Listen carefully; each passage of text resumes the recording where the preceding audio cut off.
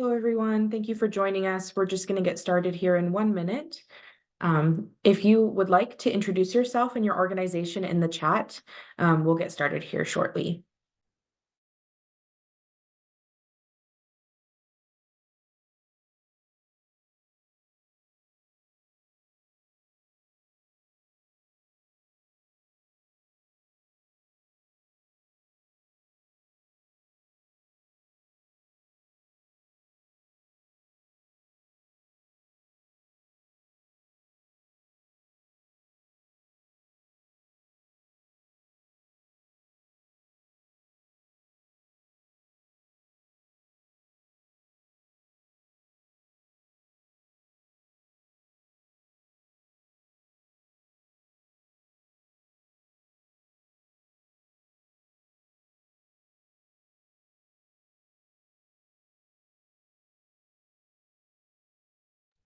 You are Thank on you. mute, Melissa. Thank you. Sorry. Um, Thank you again for everybody for joining us. Please feel free to let us know your name and your organization in the chat so we can see where people are calling in from.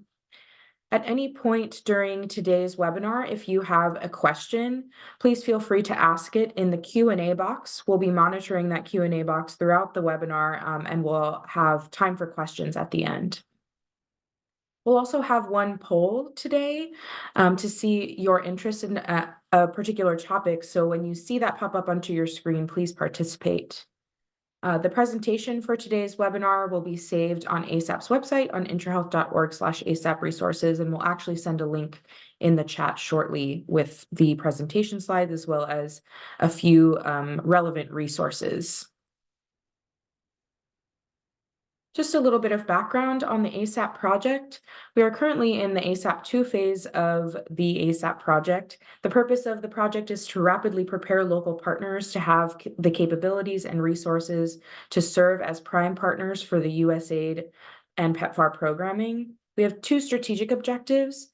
The first is to strengthen local partners as they transition to receive PEPFAR funding as a USAID prime partner and to comply with regulations. And the second is to prepare local partners to directly manage, implement, and monitor PEPFAR programs while maintaining consistent PEPFAR program achievement and quality. ASAP has supported 18 total countries, many of them listed here, and we see that many of you are calling in from some of our supported countries, so thank you for joining us. We also supported additional countries in ASAP 1 that we were proud to support during that time. Here are a couple of key results from ASAP 1 and 2.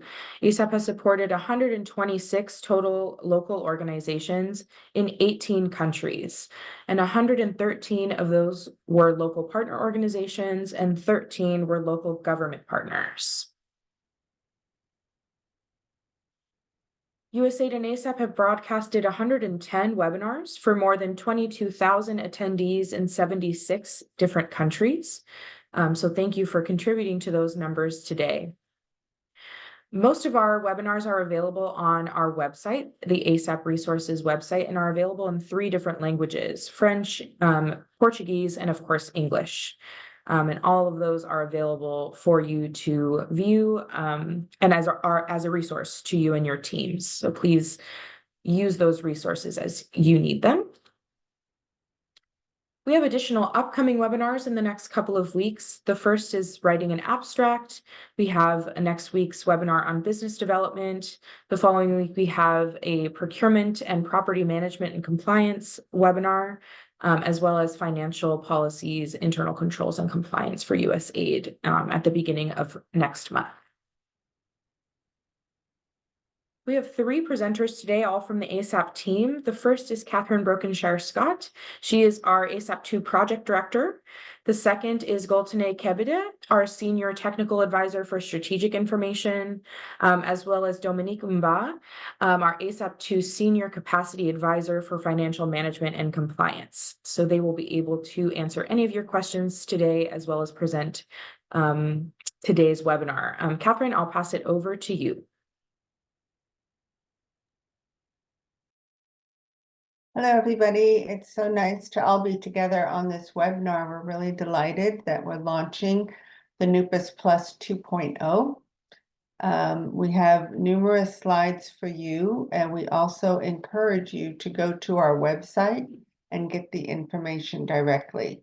So next slide, please. Oops. Go back to the outline.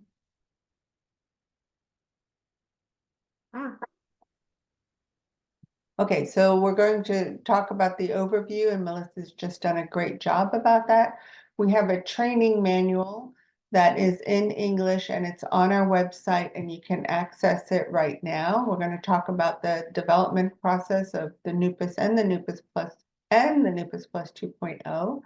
Going to share key changes, special award conditions, and lessons we've learned from conducting assessments, writing a report, and then we'll give you a sneak preview of the results that we have aggregated with all the NUPAS assessments that we have completed. Next slide.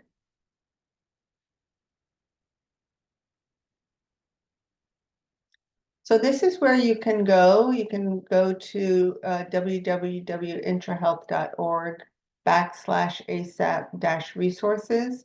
And if you see this bottom part that says keywords, you can type in NUPAS Plus 2.0, NUPAS Plus 2.0 training manual, and slides, and you'll have all of them right now as we're presenting the information. So let's get started at the beginning. Next slide, please. So why do we do a NUPAS? A NUPAS stands for Non-US Government Pre-Award Survey.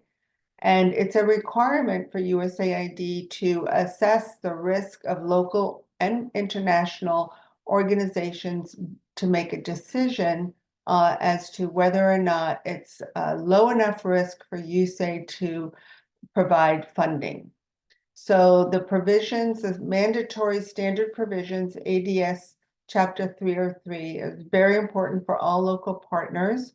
We are in the process of translating this into French and Portuguese and hope to have that available very soon. Next slide, please. So the standard provisions cover information from two sources. First, the ADS and the CFR. The ADS is Automated Directive Service, and CFR is Code of Federal can't remember the last one, sorry about that.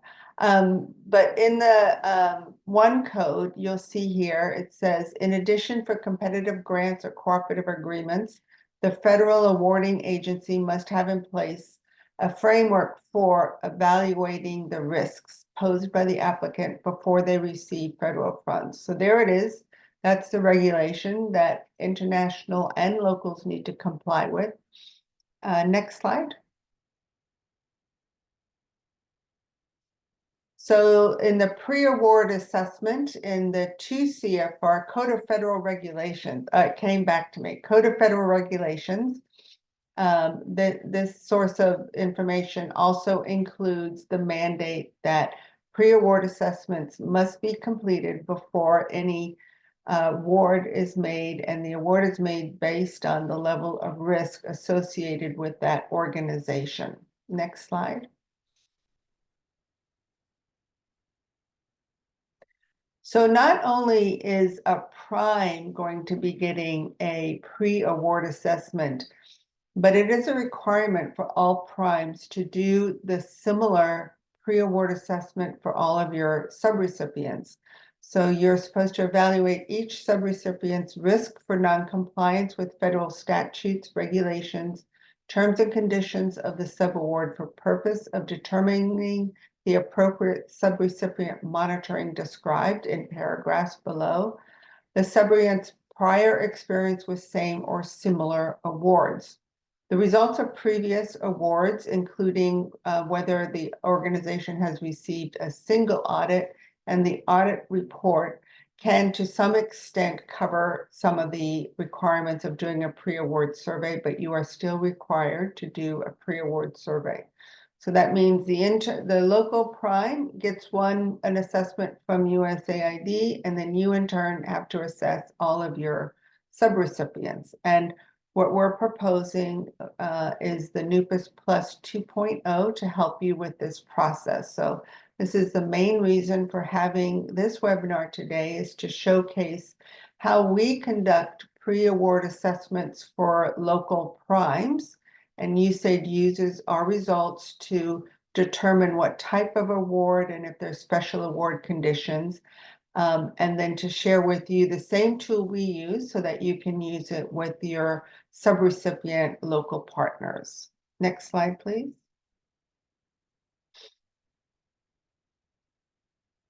So the NUPAS Plus came about during ASAP 1. We were requested by USAID to use the NUPAS, the Non-US Organization Pre-Award Survey, and adapt it to include many more risks and many more capacity areas.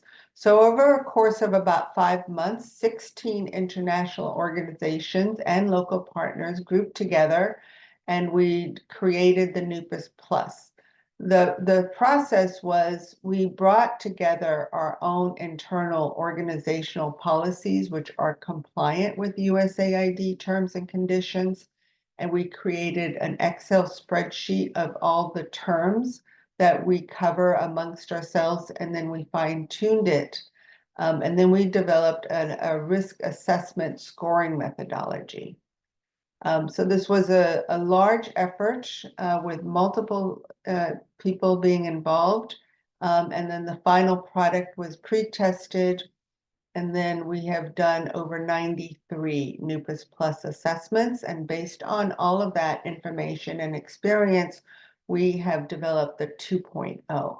So the objectives of the 2.0 is similar to the other NUPASes. It is to have sufficient financial and managerial capacity to manage USAID funds in compliance with USG and USAID requirements. We identify the root cause of deficiencies and significant weaknesses of partners and provide recommendations to USAID on areas of support for them to become and succeed as primes. We also use the data as baseline as we conduct external and self-assessments as reassessments as we're providing capacity support. Next slide.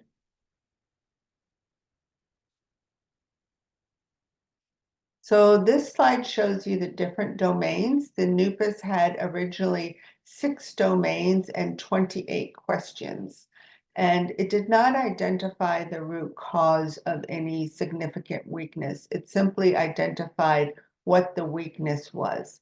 So the NUPAS Plus uses the same domains as the NUPAS, but we've added in many more questions to the existing NUPAS domains, and we've identified to help us identify the root cause of any weakness.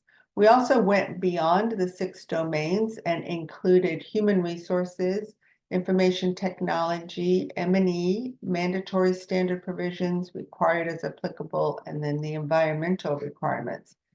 And then in the NUPAS Plus 2.0, we've again added more domains. So we have award management, sub-award management, business development, sustainability, which is also our reassessment module, key population, so that means it's an organization being led by the beneficiaries who are receiving the support, and then communications. Next slide. So we have a training manual. Again, it's available on our website right now. We've translated it into French and we'll soon translate it into Portuguese. And the training manual covers the self-assessments, the external verifications, and the reassessments. And it helps local organizations not only understand the NUPAS process as you're being assessed, but also to learn how to use it with your sub-awardees.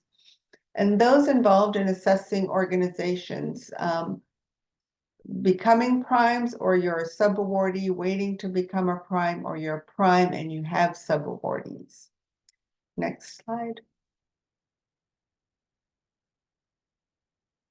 So this is the dashboard, the navigation panel for the NUPAS. I'm going to turn this over to my colleague, Goltene Gabedi, who is going to do, wait, I'm not going to do that yet. I'm going to go to the scoring methodology. So can you skip to slide 20, please? So within each of the domains, we have this scoring methodology. And we use the red to dark green code. So dark green means the organization is very strong. The control frameworks are in place. Some improvements may be recommended, but there are no deficiencies or low risks. Adequate is 2.51 to 3.5. And this area, this scoring means that there are some control weaknesses noted. Compensating controls and other factors exist to reduce residual risk within the organization to acceptable levels. So this means we've identified risk, but we believe the organization can lower their risk to acceptable levels with some recommended changes. And then yellow means it's weak. There are significant control weaknesses exist that could expose the organization to unacceptable levels of unmanaged risk. And red is very serious. It means those control weaknesses could expose the organization to significant financial loss and otherwise significantly impair its ability to manage USAID funds.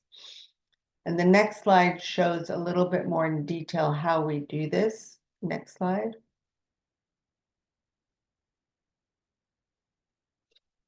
So this very busy slide, we've taken 4 different domains from different areas. So legal requirements, indirect, IT passwords, and gender. And we wanted to showcase what is exactly in the NUPAS Plus 2.0 template so you can see how to score. So if you go to the dark green legal requirements, you'll see what we've put into the Excel spreadsheet is the organization is legally registered, is fully compliant with all of the required regulations. If you go to low to moderate risk, you'll see that for this category to get this score, the organization is in substantial compliance with legal organizations, and the organization is taking corrective actions needed in order to minimize its risk. The second score 2 or moderate to high risk means the organization is aware of the compliance requirements, is not currently meeting them, is trying to get all the required documents in place. So that means getting themselves registered with local laws. And then 1 is the highest risk, and that means it's not legally registered or registration has expired. So let me go down to IT passwords to walk through another example. So we have found information technology to be a critical area of risk for local partners. And because we assess it, we have identified where the risks lie and can help the organization make improvements. So for IT passwords, for a low risk score of 4 means there is a policy in use for passwords and it is consistently implemented. And to get a score lower to moderate, score of 3 means there is a policy to use passwords and it is mostly implemented, means it's not consistently implemented. And 2 means there is a policy, but it is not implemented. So people aren't aware of the policy, they're not changing their passwords as needed. And then the highest risk is the organization does not have an IT policy. We also assessed gender analysis. And again, because we assessed it, we identified the key risks. And for 4 to get a low risk score, it means that the organization has conducted a gender analysis, which is a requirement for USAID funded projects. And it has included all of the components. The organization, for the next score, low to moderate, it has completed a gender analysis. It includes most of the 5 areas. And then for number 2, it includes some of the areas. And the highest risk is the organization has never conducted a gender analysis. So now I'm going to turn it over to my colleague, Gultane Gebedi, who is going to showcase live what the tool looks like. Thank you. Over to you, Gultane. Thank you, everyone. Lisa, can you please share the Excel tool? Did you want to share it, Gultane, or did you want me to share it? Okay, I can share. Yeah.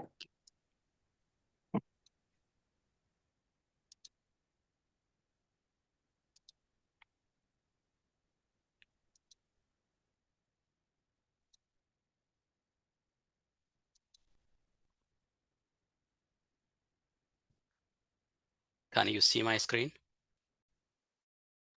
Yes. That's excellent. Okay, great. Hello, everyone. My name is Gultana Kabbada. I'm Senior Technical Advisor, IntraHealth International. I'm going to present the NUPAS Plus tool and a few more slides on the reporting later. So this is the first page of the NUPAS Plus tool, the landing page. We call it navigation page of the NUPAS Plus tool. We have quite a few information on this page and also a few rectangular shaped tabs. Each of these tabs represent a page on the Excel sheet, a worksheet on this workbook. So the first row, which has the gray tabs, which says like instructions, documents needed, detailed scores, and summary scores. Those are informational pages.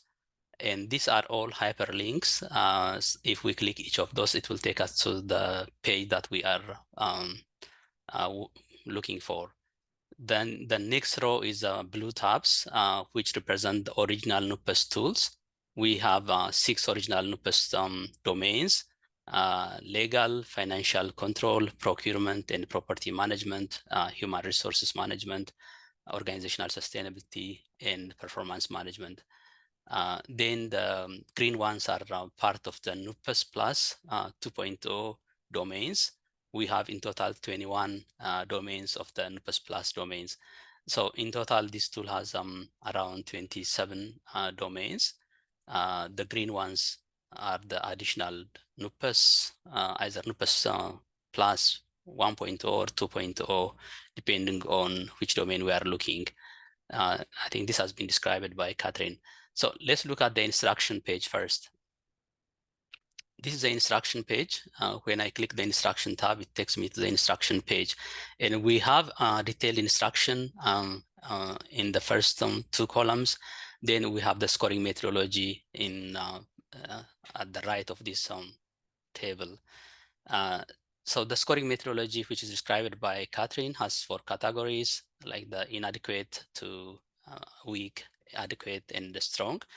The red is a high risk or very low capacity category, which will be very difficult to provide USAID funds to this level of weaknesses.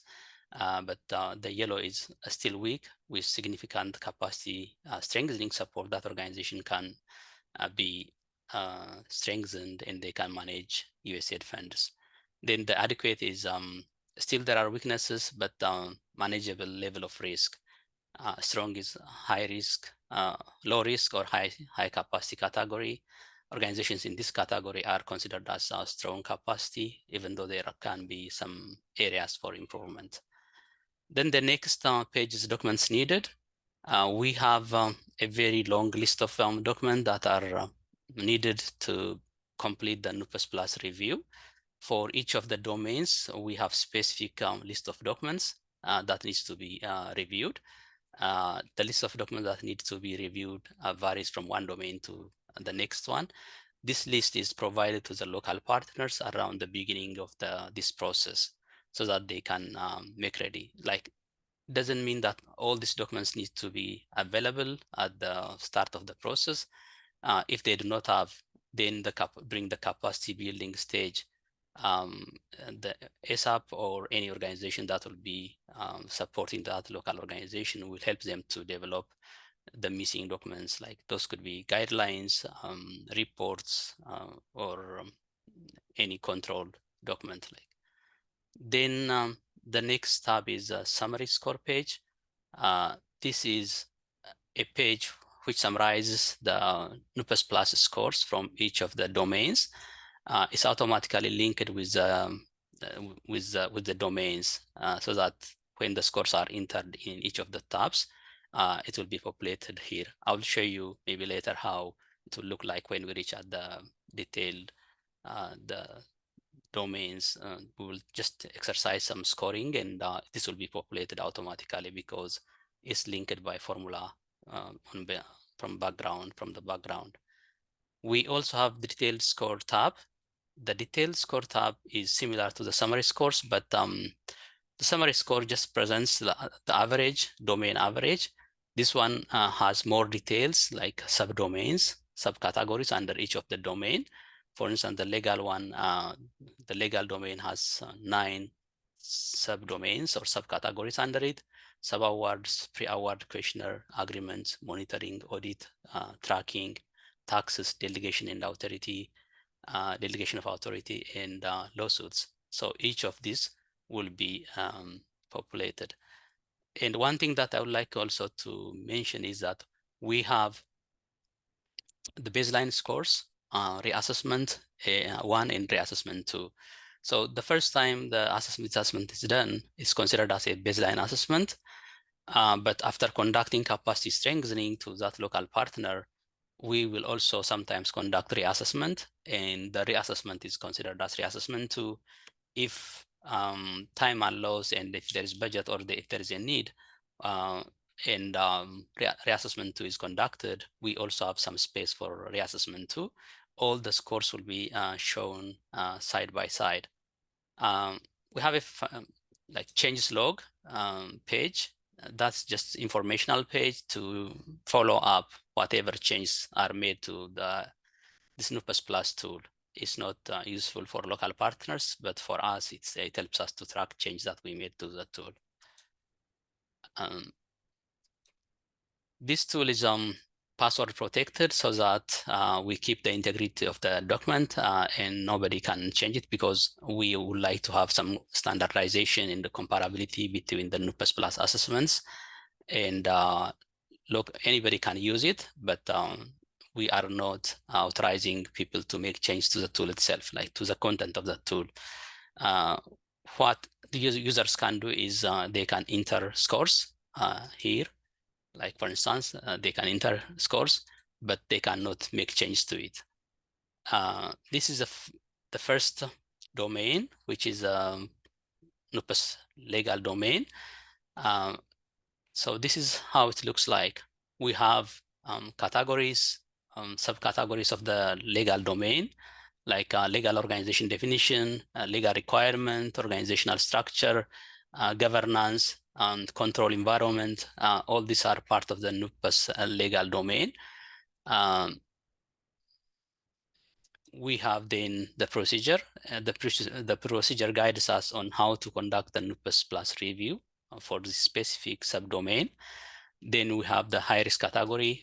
Catherine has explained how we define like the high risk, which is like a very low capacity when the organization does not have the tools, the procedures, or the policies that are required to protect the organization or to implement that area. Then we consider that high risk. And moderate risk is they may have something, but it's not complete, and they know the gap. They are thinking to remedy that situation, but they have not started it. Low to moderate risk is they have something, but they are not implementing, or they are in the process of filling in the gaps that they have identified. And the last one is they have the policy, the procedure, the tool, and they are implementing it. That's how it is structured. And we have tried to make this tool as objective as possible. So we have given clear criteria on scoring between 1 and 4. The scoring is usually done with the increment of 0.25, starting from 1 being the lowest. Yeah, and we have also space for the comments or taking notes. This is where we document all the qualitative observation, like findings, which cannot be described by the score, or where we give justification for the scores. It's very important at the report writing stage. We have detailed comments. We have documented all our discussions with the local partners, with the representative of the local partners, documented the focus group discussion findings or the interviews. So we take a lot of notes on this section while we conduct the interview and review the documents. The next one is also the financial control. It's similar in structure. We have subcategories under it. Like some of the subcategories may have multiple questions because they can be a little bit broad. So for those, we have like the average score. These are the ones which will be populated on the summary score page and also on the detailed score page. The next is the procurement one. It's similar. I don't need to go into each of these. Let me take you to the NUPAS Plus legal, which is part of the NUPAS Plus 2.0. As I said, the first 6 ones are part of the original NUPAS tool. This is additional details, more criteria for assessing the legal domain of the organization, because it's a very important compliance area. We have very detailed questions and categories under this. So again, everything is uniform. When we score here, it will be populated on the worksheet. I am putting some scores so that we can see how it looks like on the summary page. And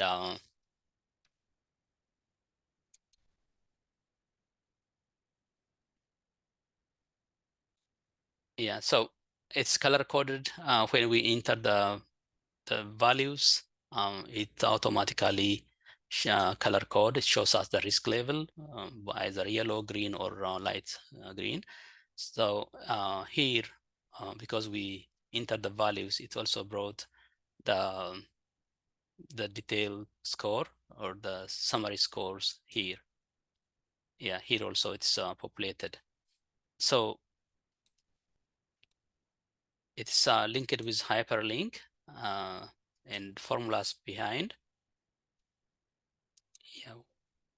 In total, we have, as I said, 27 worksheets on different domains. Yeah, this is a monitoring and evaluation domain. I do not have the time to show all the domains. The monitoring and evaluation domain has 7 subcategories, 8 subcategories, sorry. Yeah, so we have detailed instructions for each of the domains. I think in brief, this is about the NUPAS Plus tool. Yeah, we can go until the end. The last one is environmental mitigation and monitoring plan. Yeah, this is the last one. So we have subcategories. We have overall average, which is taken to the summary page of the NUPAS Plus tool. In short, this is the NUPAS Plus tool. Let's go back to the slides now. Melissa, would you please Yes. present here?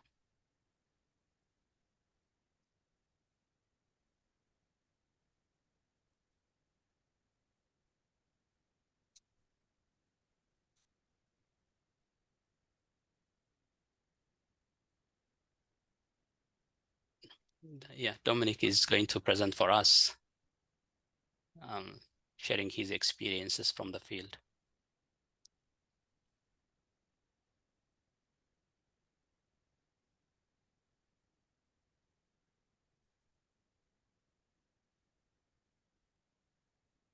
Great. Thanks, Goldsnay. Dominique, when you're ready, you can go ahead and come off mute. Yep. Okay. Hello.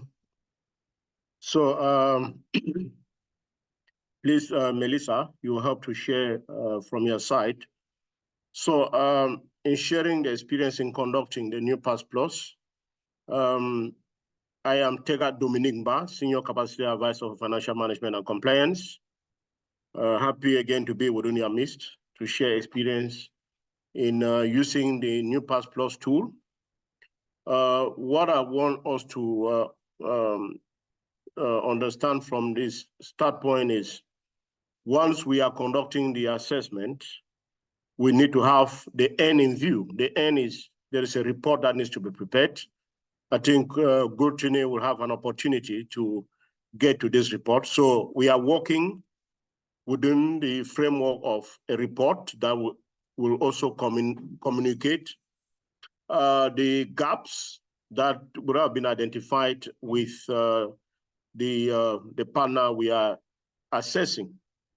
The other thing I also want to share is working with the partner to assess gaps. We are not like auditors, where we will just need to identify the gaps and end there. If we have to build that trust with the partner, let them also understand that just like we are identifying gaps, we will be there to help them to address those gaps. So objectivity, transparency in the process is very, very important. Okay, so normally to conduct such an assessment, just looking through the tool with the various domains, we need assessors with varied backgrounds in order to conduct this assessment. Normally there's a kickoff meeting, which serves as a formal forum to launch the assessments and also define expectations. Documents need to be shared. The list of documents required for the assessment need to be shared. And during the kickoff, we equally agree on the platform that will be used in sharing documents. Documents need to be uploaded. There is a timeline for those documents to be uploaded, and equally, there are domain meetings that need to happen after the kickoff meeting. The aspect of memorandum of understanding is key to clarify expectations and responsibilities of each party, where we outline the terms and conditions on how we cooperate. We define the responsibilities and expectations of each party, the specific tasks that need to be carried out, the contribution of each party to the assessment. And this has to be formal. This needs to be in writing, where it also helps to build that trust and also demonstrate a good faith. Let those you are evaluating, those you are assessing, see the need, see what you are doing, how you intend to help them, and they will be able to cooperate maximally. Next slide, please.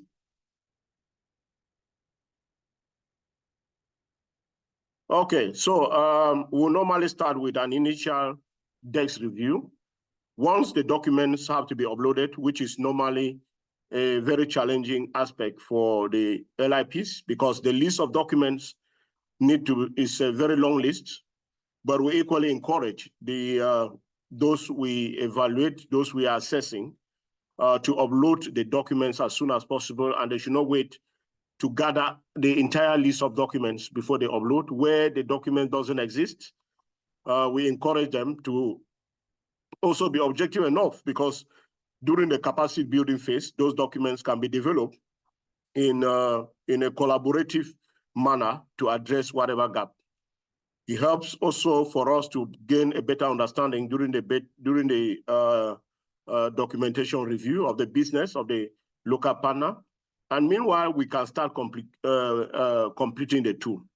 It is very important that even before all of these exercises, we should familiarize ourselves with the tools. The tool, just like Gutini has presented, has a lot of information, a lot of procedures, and even the scoring, methodology, which we need to familiarize ourselves in order to limit the amount of time we will spend performing the actual assessment. During this initial review of documents, it gives an opportunity also to start completing the tool. There are some procedures that will not need that you do the interview before you complete. You from the documentation review, you can already complete the tools. Just like there are some that you need to go through the procedures and then you corroborate your response or what you have gathered from the procedures through discussions, through observations with and through the interviews you have with the LIPs. It's very important that this review needs to start. If you take like the finance domain with so many procedures that need to be performed, if you take like there are about 30 procedures that need to be performed on the NUPAS, and then we have the NUPAS Plus has about 15 procedures. We are talking about 45 procedures that need to be performed. If we are waiting, that we'll do that after the interview with the LIPs or those we are assessing. We will spend so much time trying to complete, and that will delay the report that will be prepared. Now, after the initial review, there is need for the domain meetings. This is an avenue for the assessors to talk with the focal points for each of the domains, gather enough information, and it will also be time to seek clarification from some of those areas that from some of those areas where there were some gaps during the initial review, during the desk review. They can ask. That's an opportunity to ask for more clarification from the team that you are assessing. You seek clarification. It will also be time to verify the systems. Okay, they will say, okay, you are doing your budget to variance reports. It will be time to discuss, and why not request that they should be able to share examples of those kind of reports that they perform. I think I also need to share with us that even when they share the initial list of documents to be shared on the platform, which is the Dropbox, it doesn't mean that it's an exhaustive list. They could then ask for some kind of complementary information, which even during the interview, they could ask if the information was not presented in the form that we're expecting, we'll be able to confirm. And then in so doing, we also update the tool. Next slide, please. Okay, so it is always good to do a ground truthing meeting after the completion of the tool. But there is a very key area which I think Gutini also talked about, the comments for the report. I think that is a very key area where you need to highlight exactly what you would have noticed. And the comment should reflect the rating clearly, what we have noticed as a gap, because if you are unable to describe precisely the gap that was identified, then you also have challenges when you get to the capacity development phase, because the capacity development phase is an avenue, an opportunity to identify the specific activities that will help in addressing the gap that was identified. And then when during this ground truthing meeting where you need to talk with the LIPs and be able, those you are assessing, and be able to let them know, understand the gap that was identified in the assessment, those comments will equally help you because you are very specific. You are directing them to the specific documents or specific areas where there are gaps, and then together you'll be able to work with them. And that limits also some kind of divergence in disagreement when you eventually do the final report. So the ground truthing meeting helps you to confirm the accuracy of the information or data you collected. It also helps to assess the quality, because you are like letting those being assessed, let them understand exactly what you have done, the conclusions that you finally reach at. It's another venue to verify. And why not? If there are some kind of limitations, it's also a time to build trust. because when those you are assessing actually see the objectivity and transparency and understand how you are going to help them after that process, then there's going to be a lot of collaboration. And during this ground truth meeting, it's an avenue also to let them know exactly the kind of gaps that do exist, and then why not? You also let them know that there will be an avenue for those gaps to be addressed later. Next slide, please. Okay. Now, for the comments of the report, I think as I talked about that, the comments should align with the scoring. You start completing the section before the comment section. You normally complete before the domain meetings. When you are doing your initial review, there may be some questions that will limit you. You just need to answer those questions based on the procedures that you have reviewed. So it's always good to having the end in mind. What are you reviewing? What particular category? What are the areas that you need to review? Follow the procedures very strictly. The procedures are there to guide you. Follow each step where you will be able to identify the strengths and the weaknesses. I think there is something I also need to draw attention to, especially during the domain interviews. If it is possible, it needs to be recorded. Why is it good to record?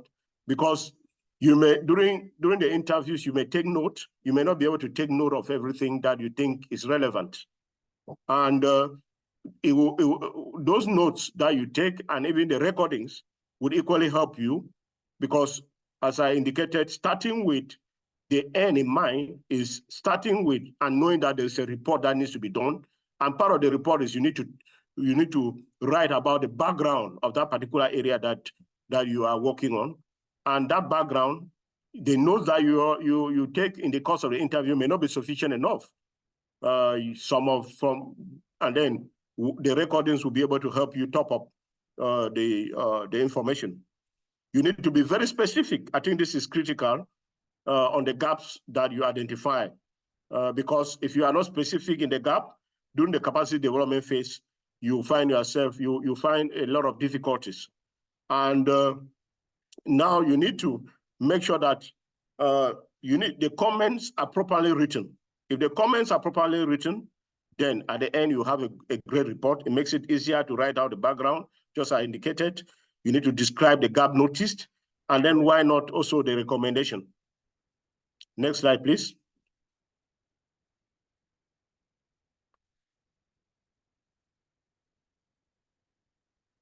Okay, I think reporting, Gutini will have an opportunity to get back to the reporting. What I would want to share with us would be, once each assessor, as I indicated, we need a team with varied backgrounds. I am a finance expert. There are experts for M&E. There are experts for business development within our team, communication. So each person, IT, each person will be working in his own domain, and we do expect that at the end of the day, each assessor will draft the report. The background of each domain need to be written. As I indicated, if we do a good recording, good interview, and doing an interview does not mean that we cannot get back to the panel later on to ask for clarification. It goes a long way to help. We also need to know that for the report, you need a title that highlights the weakness identified. That one will also help when you are at the capacity development phase, where you need to come out or prepare the capacity development plan. It's very, very important, because it is that title that will guide you. And then now the description and the recommendations will be able to also provide additional guidance to come out with the specific activities that will help address the gap in question. You need to come out with a concise description. What have you noticed that is missing? If you are not very concise, it will be very difficult to help those that you are assessing, because you need to be very precise, especially in the report, in the ground truth meeting, so that those you are assessing should understand where the problem is and how they can collaborate in solving the problem. The recommendations too needs to be very specific. So you need to come out very clearly what will be done to solve the problem that you have identified.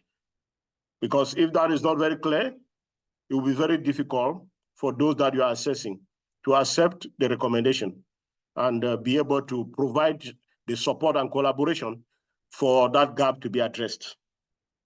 Normally, when we do our reports, we have people at the SQ level. We have technical advisors who help in ensuring the quality. There's a lot of quality assurance. We make sure that the report is of a very top quality. Next slide, please.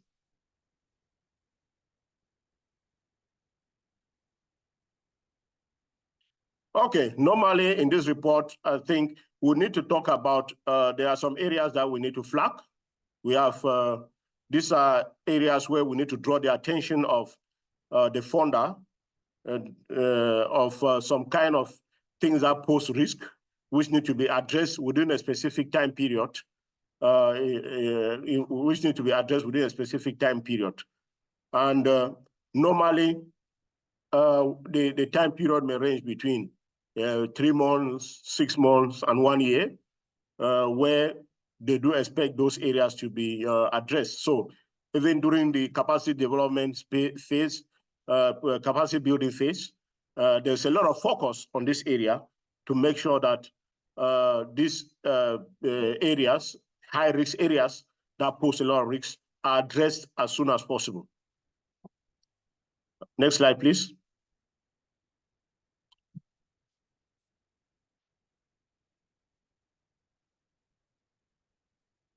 Okay, so thank you very much. That is the experience. I think I'll turn it back to Gochini to take us through the report writing session. Thank you very much. Hello again. Yeah, next slide down, Lisa, please. Yeah, so a report is a way we communicate what we have done, our findings and recommendations to the local partners and to USAID and also to our colleagues where we work within IntraHealth if we are doing it. So NUPAS Plus assessment is in general is a very practical and usable assessment.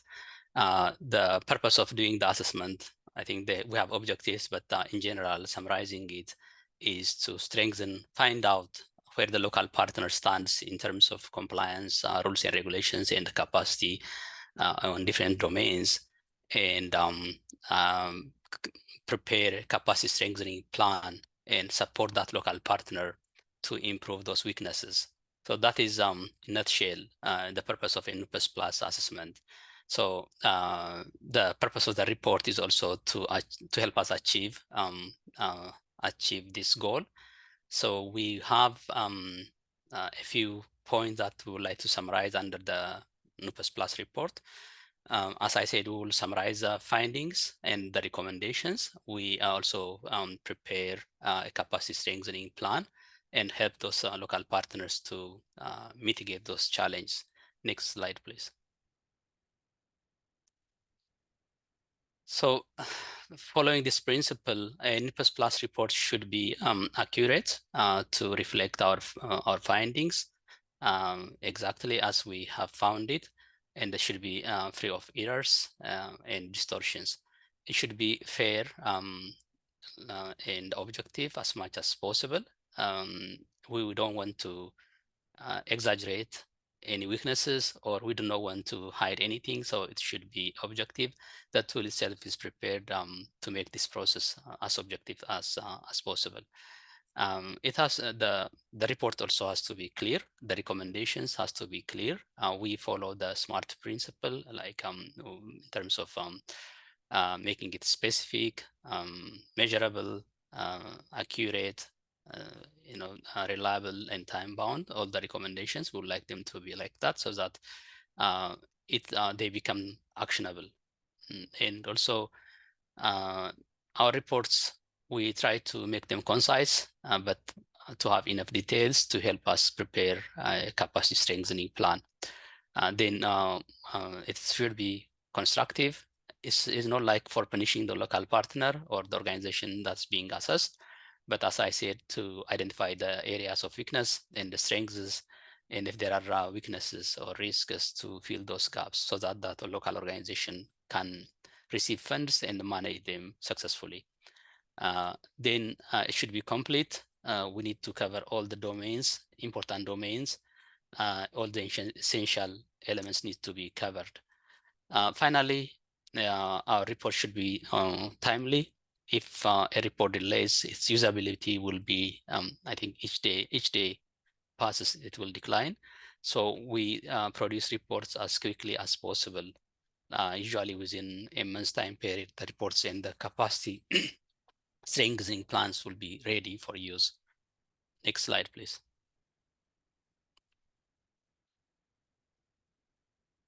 Yeah, so this is taken from the Excel sheet, the NUPAS Plus Excel sheet from the summary page for the legal domain. And this is automatically populated when we do the first NUPAS assessment, the baseline assessment. This is how it looks like. So it's copied and made part of the report. We will include this as part of our report. It shows where the local partner stands. And also one thing to note, like all the weakness areas, the yellows, the reds, and the light blues will be converted into a capacity strengthening plan. And the recommendations will be drawn from the report. Next slide, please. Yeah, this is also a similar one, but it has the two tables side by side. This is just to give some examples, real examples from what we have done in the past. And for this one, the first one has the scores, and the second one does not have a score. It just shows the risk level. Sometimes we also do that whenever it's necessary. We just show the risk level in the areas of weaknesses instead of the scores, because at that stage, the scores may not be really important.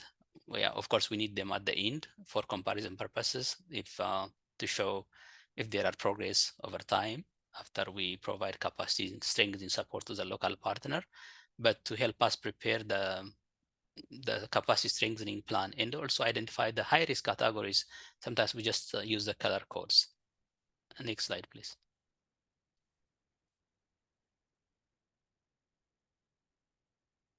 Yeah, so this is another example.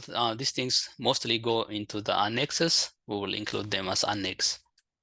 Next slide, please.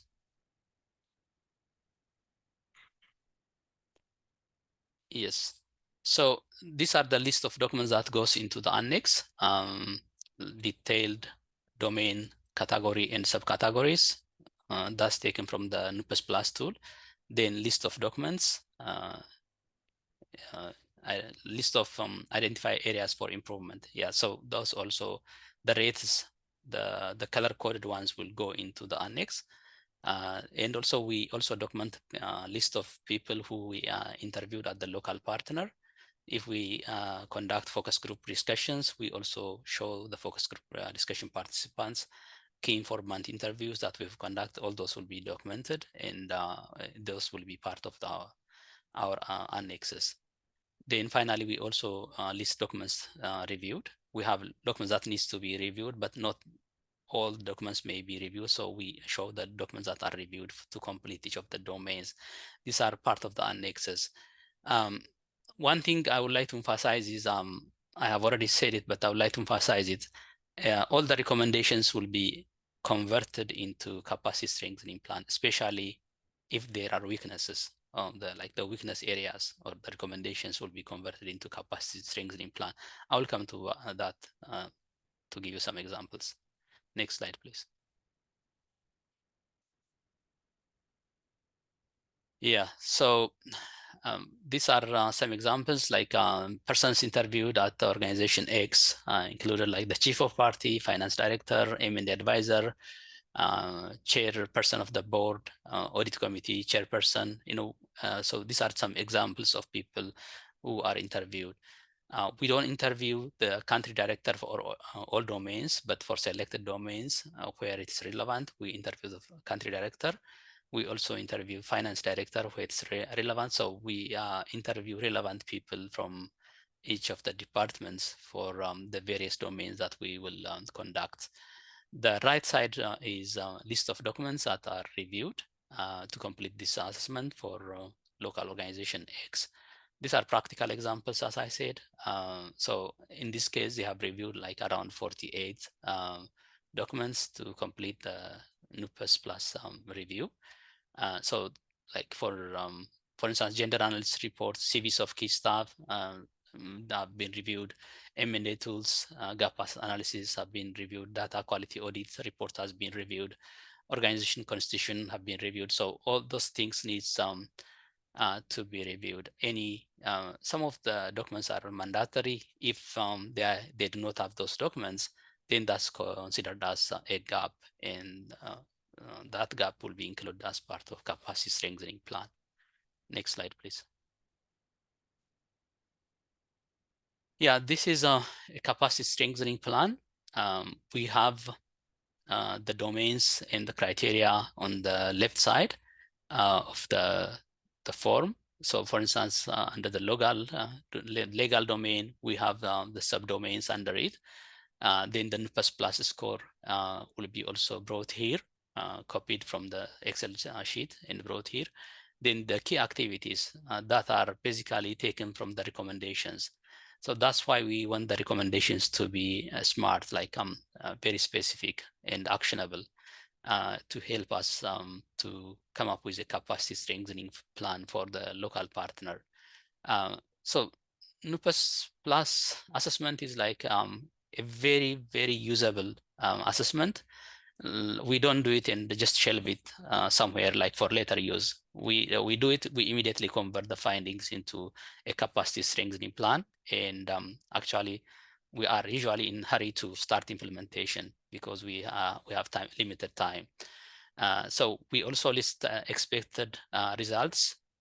Then we have responsible person who will be assigned from USAID or from the organization that's mandated to build the capacity of the local partners. Then we have a responsible person from the local partner side. Then like toolkit used or developed, like whatever needs to be, like if it's a policy, we'll list the policy that needs to be developed.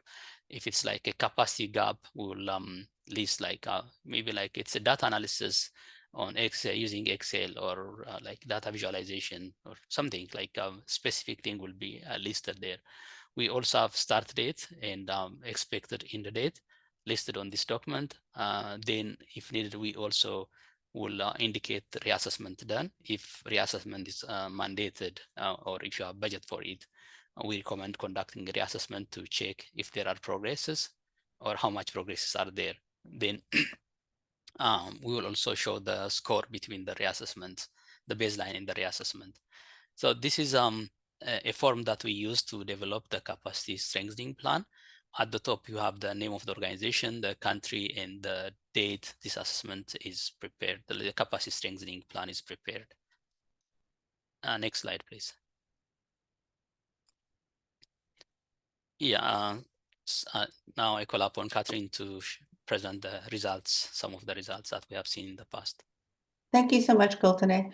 Before we do that, Melissa, I would like to share my screen. I'm going to go over a couple of areas that we touched on, and there's been some questions about them. And we do have slides on them, so I'd like to share my screen.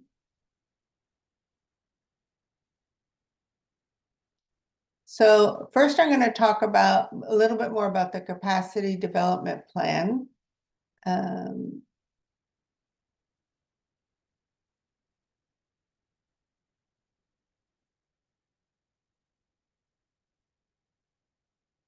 So I just want to emphasize, let's actually start my video. Oh, okay, thank you. First, I want to emphasize that the NUPAS Plus scores feed in directly into the capacity development plan, like Gultame said. And we use the capacity development plan and monitor it, and USAID asks us to report on it. So the capacity development plan is a tool that is owned by the local partner. We encourage you to develop your capacity development plan with the assessors and the advisors based on the scoring and determining when you're going to be providing support to make those changes. Next slide is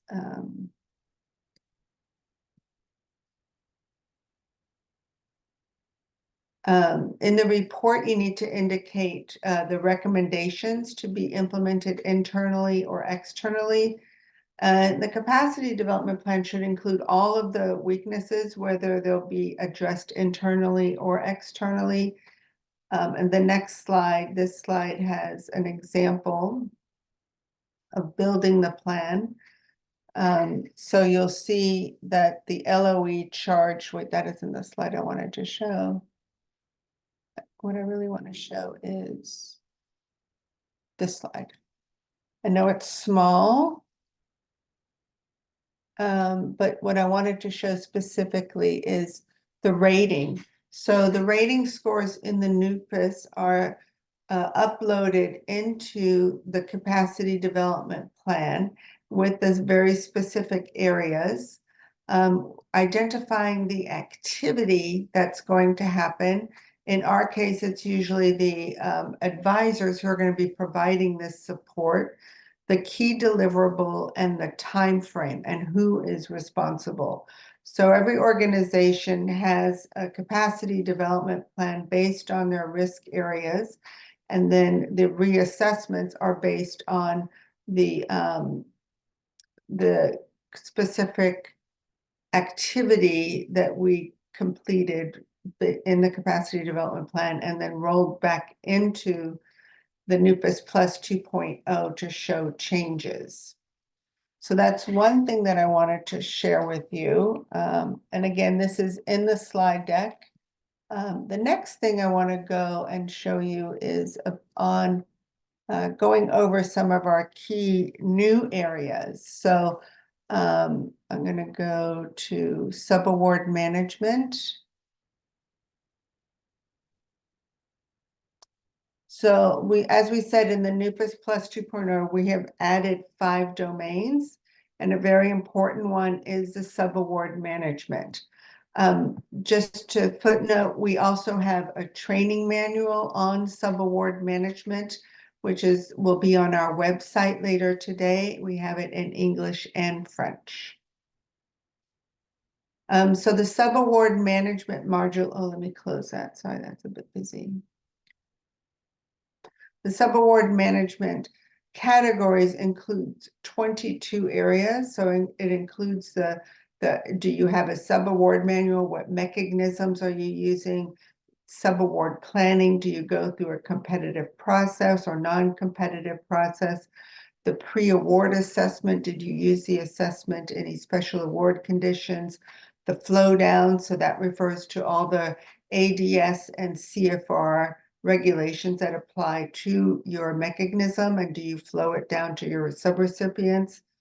The budget, the indirect costs, making sure that subrecipients are also calculating their indirect costs as well as yourself, the annual work plan, the reporting mechanism, any deficiencies, financial management inventory, and then site visits. Are you conducting site visits with the local partner? Are you using the capacity development plan to monitor their process?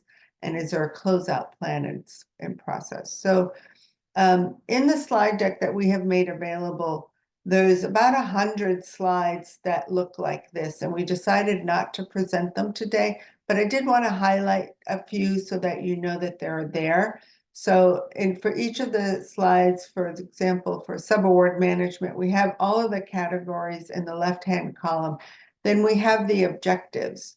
So for subawards, confirm that the organization has the appropriate capacity and strong legal frameworks for successfully managing awards.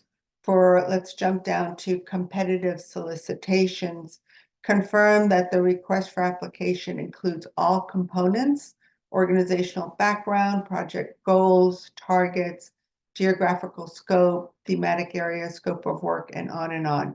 So the objectives identify the process that an assessor is going to use to come up with the score. So for subaward management, we have a couple of slides on it. So we have the special award conditions. We have all the flow downs. So the common flow downs are fraud reporting, prohibition of terrorism transactions, suspension, trafficking persons, child safeguarding, voluntary population planning, anti-corruption, conflict of interest, whistleblower, procurement of restricted goods, and all mandatory standard provisions. So these flow downs must be in your subawards that you have with local organizations, or to double check what all the provisions that are in your award must be flowed down, and you're responsible for making sure that the organization complies with them. So another area is indirect costs. So confirming that an organization has indirect costs for subawards or is applying the 10% de minimis. So just a footnote here on de minimis: subrecipients are entitled and are entitled to the 10% de minimis, and local primes are also entitled to the 10% de minimis. What's important is that you budget, you include it in your budget. You can't go back and ask for it later. You have to include it in your award proposal or in your annual budget. So this guide is really helpful in terms of what are the requirements, what are you checking for.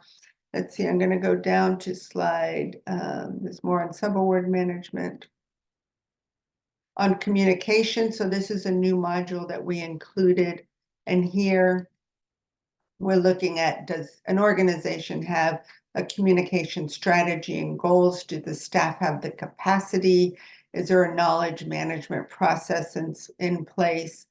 A couple of others, most importantly, are you using the branding requirements for USAID and the USAID logo and the marking plan? So all your visuals reports need to include that if you're funded by USAID. So this is a good part of the assessment to check that local organizations are complying with the branding and marking requirements. So again, here is the categories of the domain within the communications domain, and then the objectives. So for staff capacity, the objective would be confirm if the organization has at least one staff member dedicated to communication-related activities. This is well reflected in their title and job description. The person has the appropriate skills, and they feel supported by the organization to succeed, and there are opportunities for effective training and professional communication. So if an organization scores a 4 low risk, they have all of these. A lot of organizations don't have the budget, so they often have somebody who's doing 2 jobs. And so that would be scoring a yellow or a green, depending on the functionality in that position. So again, I'm just briefly touching on things because I want to make sure that you're aware that this is all in the NUPAS Plus 2.0. So there's 5 domains that we included in the NUPAS Plus 2.0. So this adds a little bit more about internal communication decision-making and external communication decision-making. The good thing about assessing communication is that it really works well to feed into a capacity development plan to see where the organization could get support from their prime or from a service provider like ASAP2. So the key risk here is the non-compliance, the lack of a strategic information, and that two-way communication doesn't exist. So sometimes communication is just one way. You feed all the information up to your prime and you don't get back information in terms of how it's being used or what else you can do to improve it. Then for key populations, again, this is a third of the number 3 of the 5 new modules. So for key populations, we were looking to see to ensure key populations and organizations' core structure and their meaningful engagement in all aspects. So USAID asked us to develop this, and we pre-tested it in Namibia. And we found that international primes who are serving key populations do not necessarily have key populations in their management categories. They might have them at their activity level, but USAID deems it's really, really important that this beneficiaries that you are serving need to be a part of the entire structure in order to qualify for being a key population-led organization.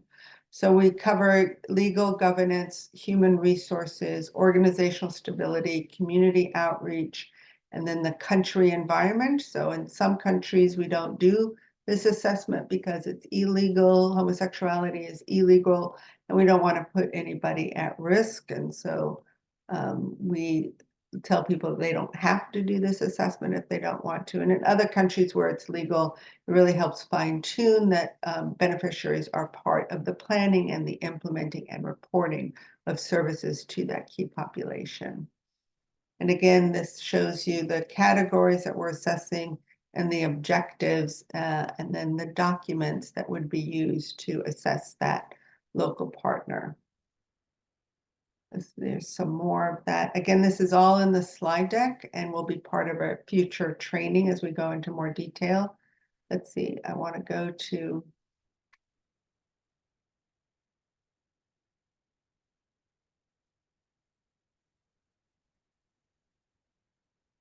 business development. So this is also a new domain for us.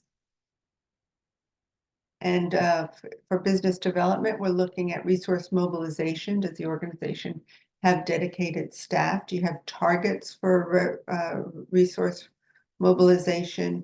Do you have a step process in place for looking for proposal opportunities and preparing a proposal? Your advocacy and influence, which precedes all of your proposal development, and is there diversified funding within the organization and within your resource mobilization plan?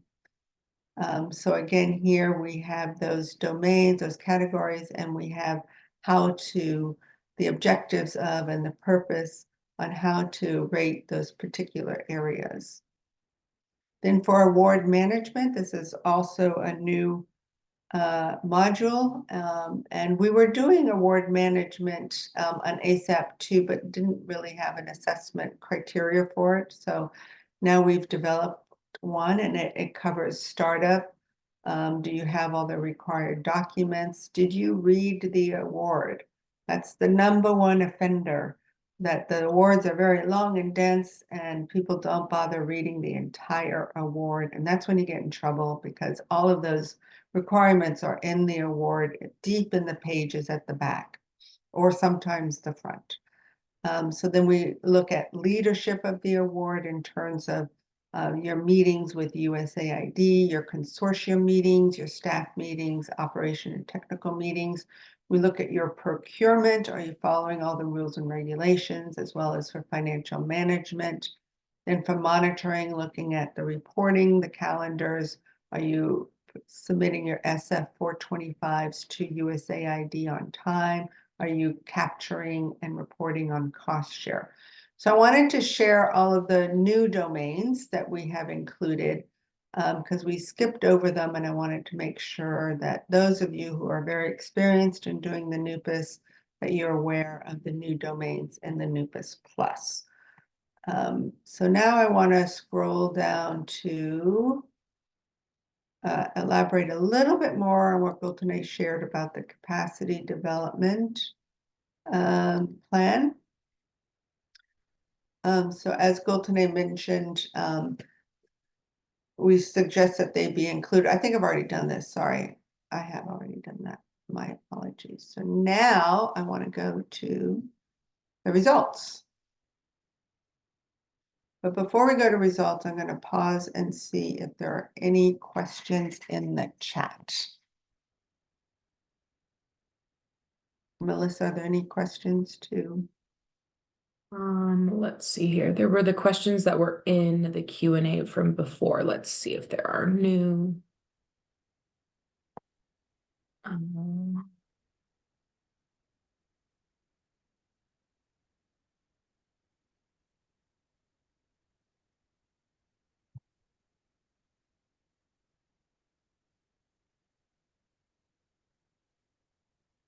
There's a question here about young community-based organizations and the results of the NUPAS with really young organizations. It says, can the capacity building be used to address those inadequacies for really young organizations?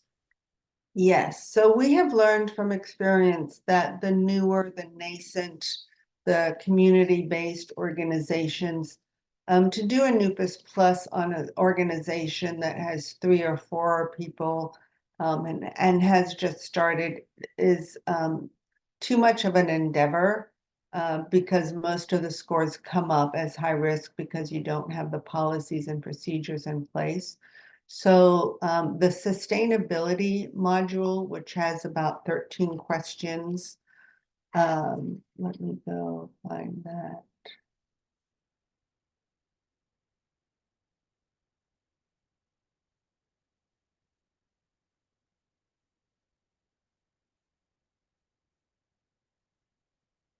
The sustainability module is for reassessments as well as using for a quick overview of an organization.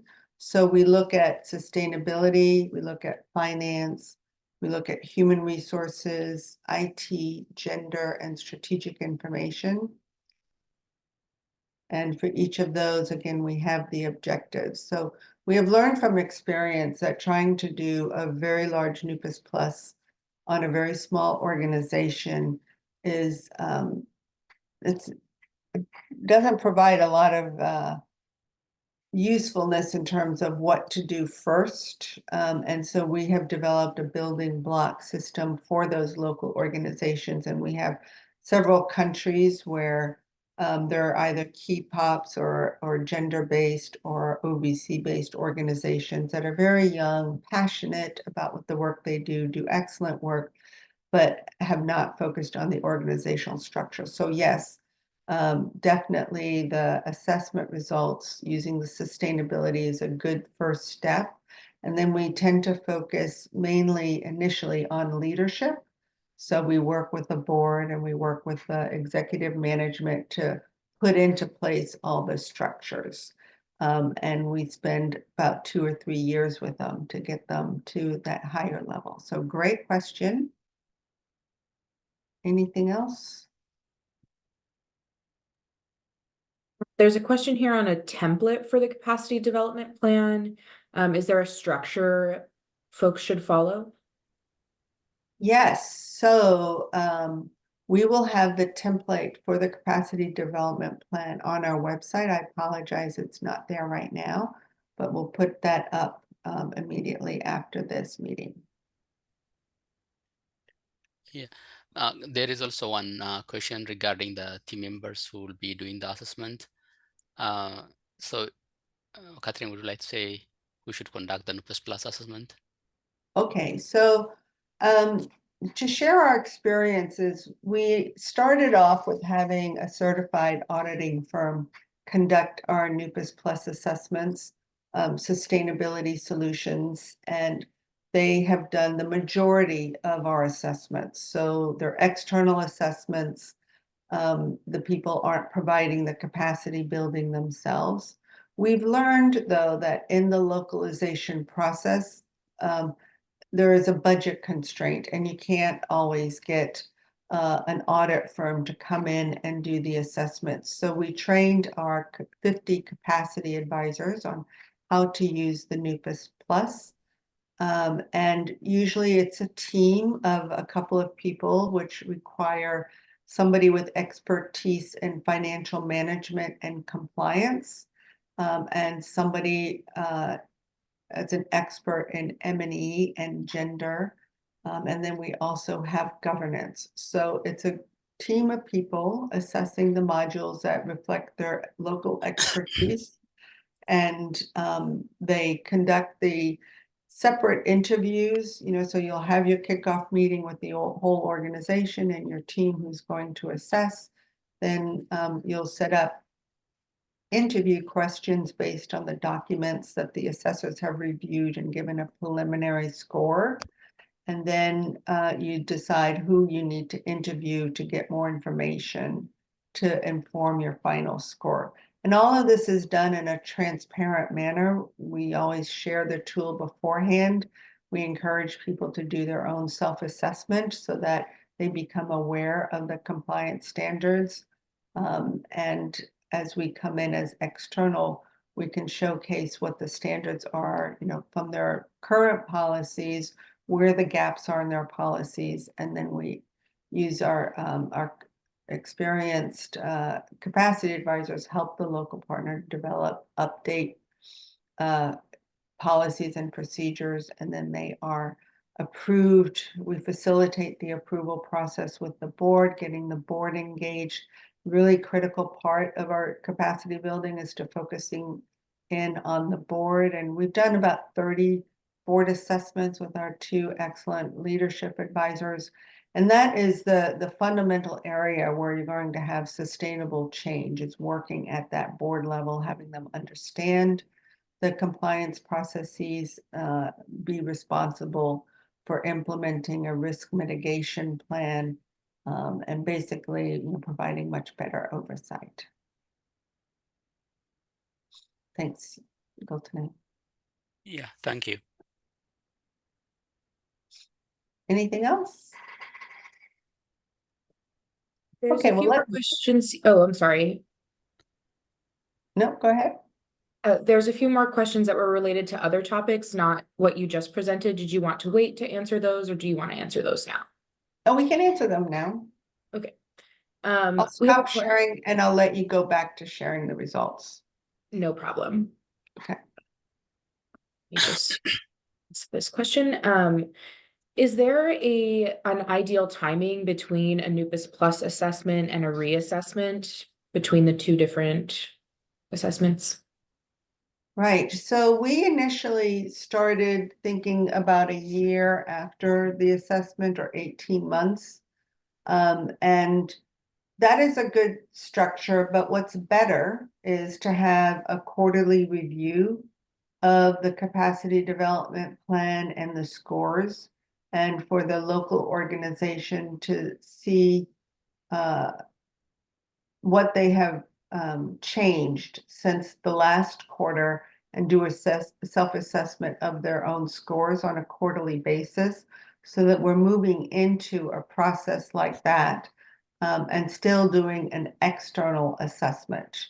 So we're adapting our procedures by having the NUPAS Plus have a self-assessment component, having the local organization monitor their capacity development plan on a quarterly basis, and then our capacity advisors do the verifications on an annual or 18-month process. You have to provide sufficient time for capacity building for the changes to be in effect. So if an organization doesn't have a policy or procedure and we're helping draft it, we have to do a lot of orientation about what the policy means and the compliance standards, inform the board, do some training there so that they feel comfortable approving it, then going back to the organization, the management structure, once it's approved, to come up with systems to implement it, as well as supervisory systems. And we ensure that we help ensure that the new processes are institutionalized. So that isn't overnight. That's why we think 12 to 18 months, it's really important. But the self-assessments as we go demonstrates that local partners are committed to their own growth. Thank you. Great. You mentioned a couple of exemptions when talking about the key populations, when there might be illegalities. Are there any other exemptions that might be relevant when conducting a NUPAS Plus? That's a good question. I saw that in the chat and I wanted to think about that some more.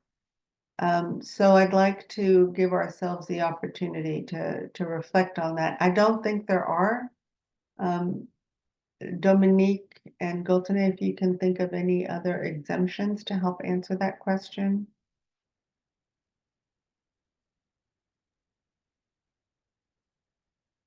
We can certainly leave that question open and get back to that participant at the end. There's an additional question here on project management and performance management. Is there a place where those factors might be considered, perhaps in the award management section module? If you'd like to elaborate on that. That's a good question too, which I'd like to document and answer for that person, and we'll share that information with everybody. So the performance management is about the award, and the sustainability is about the organization. So I'd like to reflect on that a little bit more to give a good answer. Okay. I don't see any further questions in the chat, so we can go ahead and continue if you'd like, Catherine. Great. Okay, so we have done so many assessments, and so now we want to showcase what we have learned from the local partners that we've assessed. First slide. So this slide shows the domains that have the highest risk categories. So it is on performance. So performance includes the award. Sorry, to answer the person's question before, performance includes the award and the organization. So performance, I was looking into the data, and the area of greatest weakness here is the strategic plan and not having a vision, mission, and a solid resource mobilization plan for the organization. EMMP is the environmental requirement that most local partners are not familiar with.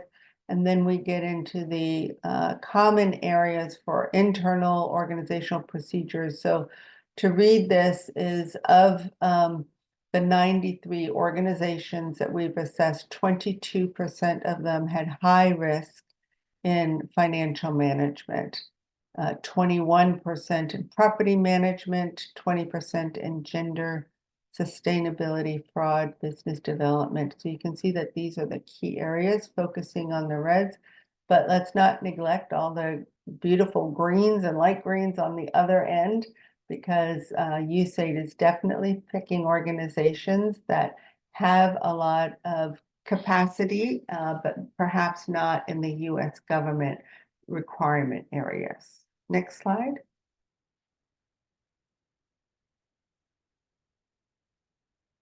So I mentioned the mandatory standard provisions and the required as applicable provisions. So these are new areas for a lot of local partners, and they haven't put into place systems. So the disability policy is one that local partners are not instituting in their own organization. So 46% of the organizations we assessed do not have a disability policy. Conflict of interest is a very big one. Auditing and records. A big one we found is a lack of a whistleblower program. And that's especially challenging with small and local organizations. And then let's see, moving down, you can see the risks going lower, and some solid greens on the right-hand side as well. Next slide. So the required is applicable. So this is the second set of provisions in your awards. So a big offender was reporting host government taxes. So 31% of the local partners that we've assessed are not in full compliance with taxes. And travel and international travel is also an area. Indirect costs is a big factor. And you can see the other areas of highest risk. Next slide. So this is the environmental protection, again, a new USAID requirement. It's an easy process. It's about a 2-page table that you need to complete. And we found in most of our programs, there is not an environmental factor, and so most people don't have to monitor a process. This would mainly be more effective for, let's say, organizations that are conducting circumcisions or have HIV testing kits on site. Next slide. So for governance, we found organizations are not using a board evaluation process so they can assess themselves. They don't have the documentation of their meetings, board membership. So that means that the terms of reference aren't clear. People aren't serving just their time originally allocated for a board member, but may have been there for 10, 15 years. The decision-making process isn't clear. Fiduciary risk management, they don't have a financial risk management matrix that they're following. Next slide. So for legal, the control environment, compliance, organizational structure, subaward governance, and compliance with legal requirements are all areas that we found in red, highest risk, but again, appreciating that there are a lot of dark greens and light greens there. Next slide. So for financial controls, and this is an area that we spend most of our time for local partner capacity building. So it's on cost allocations, allowable and unallowable costs, indirect and direct cost, doing a budget variance analysis, having a chart of general accounts for general ledger, your reporting, records management, bookkeeping, segregation of duty, personnel, reviewing financial reports, diversified sources of funding. So again, this is the area that USAID is most concerned about, is the financial management and ensuring local partners have the segregation of duties and allowable and unallowable costs are tracked properly, and that cost allocations. For indirect and direct costs, we're helping local partners develop budgets that have these categories in it so that you can fully recover all the costs you have for managing an award. For the 10% de minimis, you are eligible to get it. You are not required to report on it. But it's a good way for you to start now tracking what are you using that 10% de minimis, because if you want to graduate to the higher level of a negotiated indirect cost agreement, that will mean you need to have excellent accounting systems to track your direct and indirect. Next slide. So for fraud, 40% of organizations did not have a reporting system for fraud. 24% did not have a policy or training in place, risk assessments and compliance. So again, this is a huge area for USAID. We are vigilant about promoting whistleblowing programs within organizations, making sure organizations are aware of and know the procedures for reporting to the Office of Inspector General, and then they launch an investigation.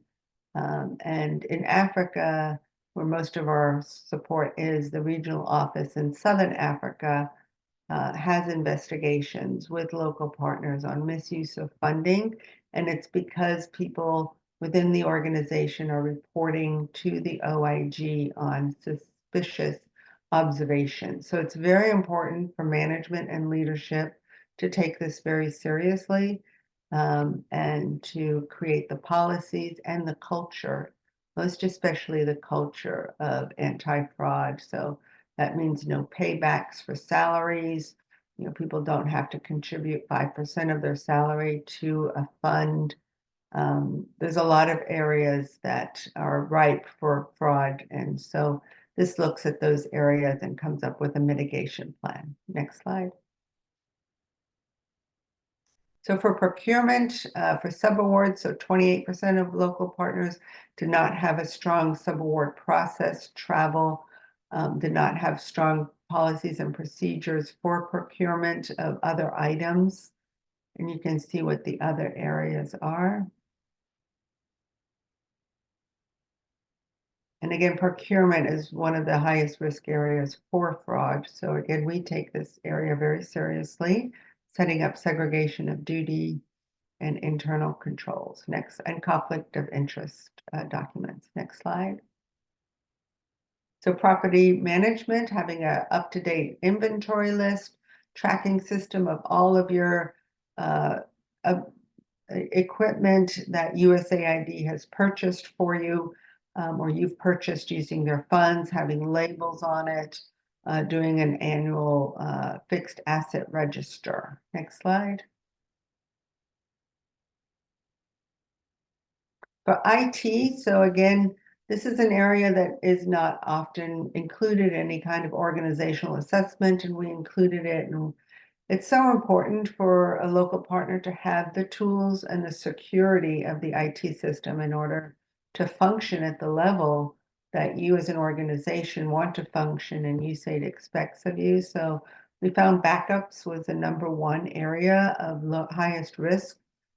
Software installation, so a lot of illegal software on your systems, which makes you open to viruses.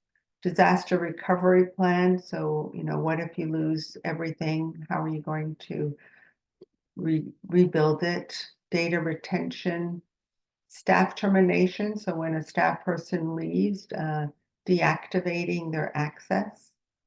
You can read the other ones here. Next slide.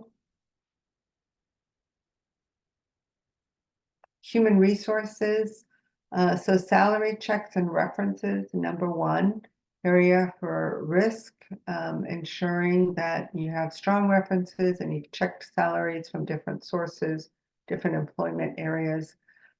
Payroll changes, when you add a new person or a person leaves or they get an increase, making sure those changes are updated. Orientation is a big one. Professional development opportunities. This is a very important one for the localization strategy, making sure that local organizations have the opportunity to grow their staff professionally. So there's a training budget, there's professional opportunities, there's online on-demand training available. Personnel appraisals was also an area of weakness. Doing the annual personnel appraisal. Best practice is to do it quarterly, to have that constant communication with your supervisor. Staff management, so timesheets was also a big factor. People were submitting timesheets based on the budget availability rather than the actual time they worked on a particular project, funded project. And you can read what the other ones are. Next slide. For gender, so gender parity at the top and LGBT. I know there's other acronyms and letters there, but we didn't include it in our dashboard, so we will update that. So gender roles, sex disaggregation in data, gender analysis, as I mentioned, 23% of organizations do not do gender analysis, and that's a requirement. Gender budgeting, so making sure you have a gender focal person on board who's going to be addressing gender. And we'll be moving away from the term gender to diversity and inclusion, because it's not just gender that needs to be included in all organizational policies and procedures. It's also having family-friendly policies, having a place on site for breastfeeding. So you can read what the other areas are. I just want to jump down to gender focal person. We found the greatest change with organizations in this area is when they identify somebody to be the gender focal person, to keep an eye on diversity and inclusion activities. Next slide. So M&E, so the M&E unit sometimes isn't strong enough. They lack the capacity. They don't have the tools. They don't have enough people to collect all the data. The M&E plan, or some organizations don't have one. It's mandatory to have an M&E plan. Supervision and data auditing, so doing those quality checks. Data demand and use, so having a routine system where you're showcasing data to management and to the entire organization so that they can make good decisions and course corrections to achieve targets. So creating that culture of collecting clean data, analyzing it, doing data visualizations, and on a quarterly basis, looking at the data to see where you might need to increase level of effort at a particular site or geographical area. So we have M&E advisors in all of our countries that we support to help with this. Next slide. So for business development, 43% organizations do not have a resource mobilization plan and didn't have targets or diversified funding and proposal preparation. So we've helped local organizations in developing their strategic plans to include a resource mobilization plan to diversify their funding and to come up with perhaps some social marketing areas, some other areas that may help the local partner get some revenue. Next slide. So for performance and sustainability, so again, the strategic plan, 33% of organizations don't have an active strategic plan, so a 5-year plan. External communication, 31% don't have a strong external communication to convey their organization, your results, your focus areas. Business development, so 21% don't have a business development unit, dedicated unit, M&E. Absorptive capacity, so you have limited ability to get an influx of funding due to organizational structure. And you can see what the other ones are. All very important. Next slide.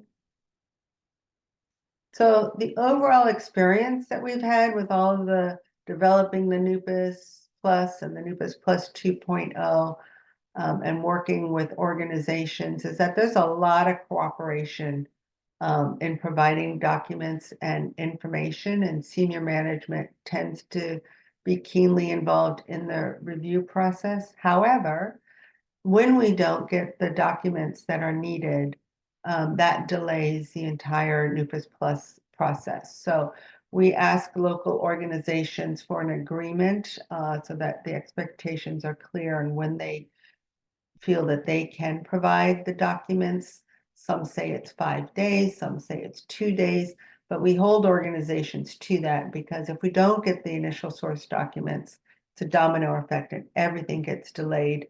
And we've found ourselves telling you, say, 2 months into an assessment while we don't have the documents, and then we have to ask USAID to come join a meeting because they've commissioned this NUPAS Plus for us to do. So that's really key to make sure you get the documents on time. We've also seen tremendous eagerness for local organizations to improve readiness to accept the recommendations and to grow from there. We've also found that the more our assessors conducted assessments, the more efficient it became. So practice definitely helps. Administering tool is a learning process for the local partner involved. And the sustainability domains includes key criteria for rapid assessments. There's some more on the next slide. There's the great cooperation in reviewing the information. smoothness review regarding administration and information requests. But again, we do find ourselves having to nag the 5% of the organizations. And one area that we found is that sometimes the organization doesn't have the policy and procedure, and they don't know how to respond. And so the response to them is, it's okay if you don't have it, we'll build it for you, with you. Missions have used our special award conditions that we've recommended in the new awards. So some of them may be to have a director of M&E within 3 months, or to make sure the board of directors have all signed conflict of interest within 30 days. So very precise recommendations, which have resulted being included in the local award. The missions also show tremendous commitment to help the LIPs reach the acceptable standards. So in previous years, USAID had the attitude of, well, these are our rules and regulations, and if the local partner wants to get our money, they have to comply. And there was no help. And now the process is, we understand the rules and regulations are complex, dense, written in English, and are hard to understand, and we want to help you understand. So now there's things like the website Work with USAID that has a lot of information, service providers like ourselves. So you say the missions are very keen to help. Please ask for help. Their responses have changed over the last 7 years, I would say.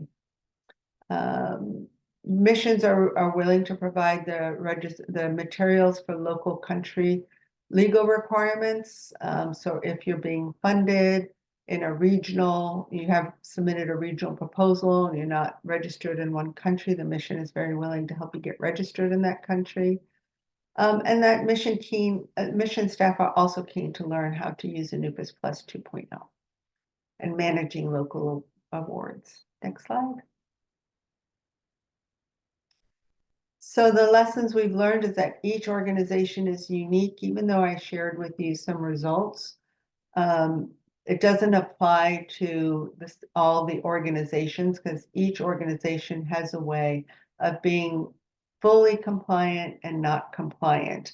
And so it's important to understand where the organization's risk and capacity areas are, to build the capacity development plan and to follow that journey with them.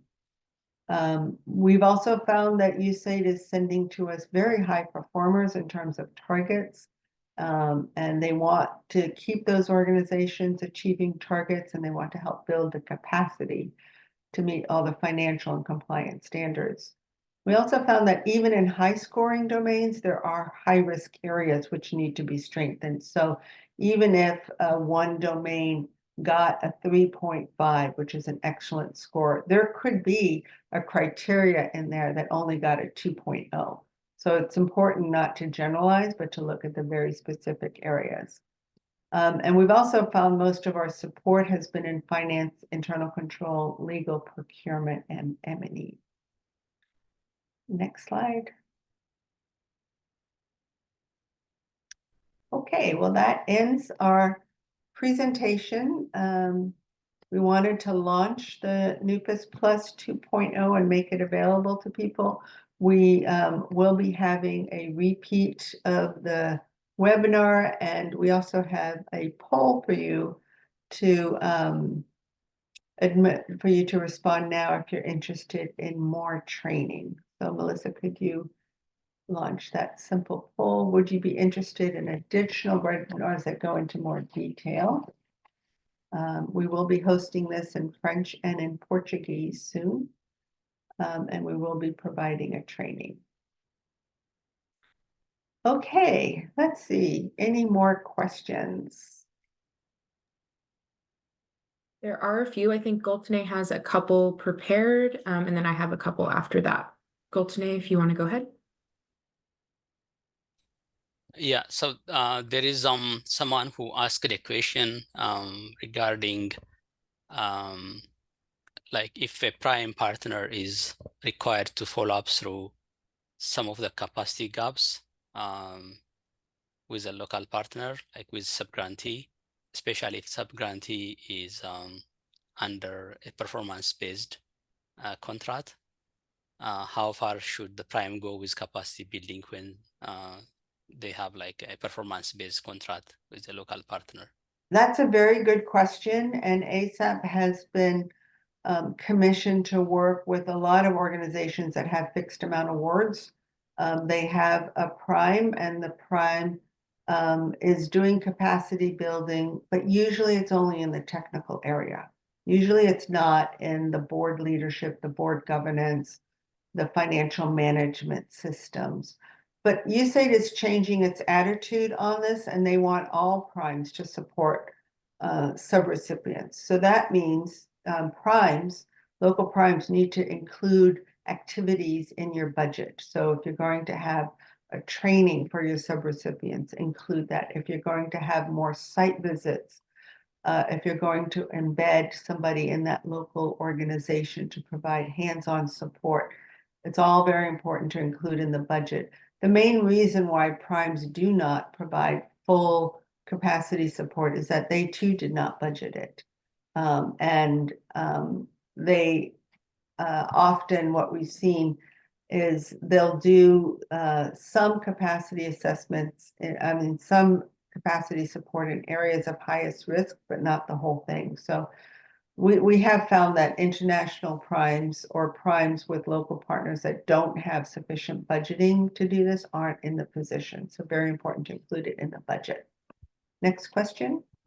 The next question is, after conducting assessment, we found out risks, significant risks and capacity gaps. And after implementing a capacity strengthening plan, and if those areas are not improved, what should we do? Well, that's a good question too. And it is frustrating, and we have experienced this too on ASAP. We've done the risk assessment. We've instituted new policies and procedures, internal controls, conflict of interest, building a whistleblower program, and still there are offenders within the leadership that aren't abiding by them. And so from our point of view, we don't take responsibility for that. Our responsibility is to let the organization know what are the compliance standards, and then they suffer the consequences of not doing that, whether it's no more funding or being reported to the OIG. There are consequences to not creating a culture of compliance within an organization and improving risk. But we can't be held accountable for somebody else to do the work themselves. We're guiding them. So even when we've found organizations that where we've observed fraud, we still continue to build the system, but we're aware of the situation, and USAID is aware of the situation. So it's important to emphasize that there are consequences to it. And if you want the funding, you really need to learn how best to make these compliance standards fit your organization. Thank you. Great. We have a question here about other capacity assessment tools, and does the NUPAS Plus ever overlap with those other capacity assessment tools? How might you use one or the other or both, especially when budget is a concern? Okay, very good question. So the NUPAS Plus 2.0 and Plus includes all the OCA questions, but it's different because it's not a self-assessment. It's not a workshop-based process. It's an external assessment. However, in Uganda, we did have a hybrid experience where we turned the assessment exercise into a workshop. So we had one component where people as a group did a self-assessment, but we also followed up. So the OCA tool, again, the biggest difference with the OCA and the NUPAS Plus, the OCA is a facilitated self-assessment, and the weakness there is organizations do not know the compliance standards, so they may rate themselves as high, but they don't realize that there are other standards that they're not even addressing. And the NUPAS Plus has all the criteria that needs to be addressed built into the assessment tool. The other question I saw is the PISCA and the M&E tool. So in the NUPAS Plus 2.0, we did incorporate the PISCA criteria into the NUPAS Plus 2.0. Thanks.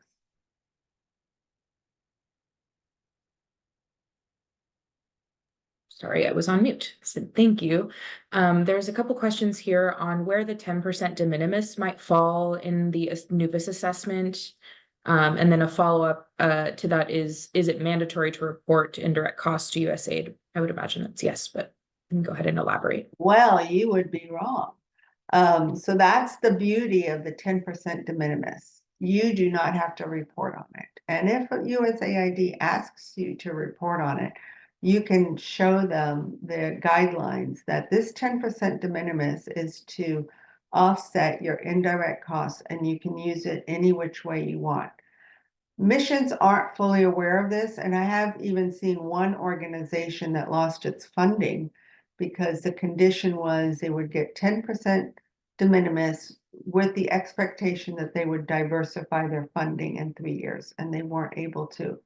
So that is a problematic area because there are no strings attached to the 10% de minimis, and that organization could have called them out on it. So do stand your ground. This money is supposed to help you with your indirect costs for your own sustainability. The very good news is USAID is having internal discussions to raise it to 15%. But you must include this in your budget. You can't get it retroactively.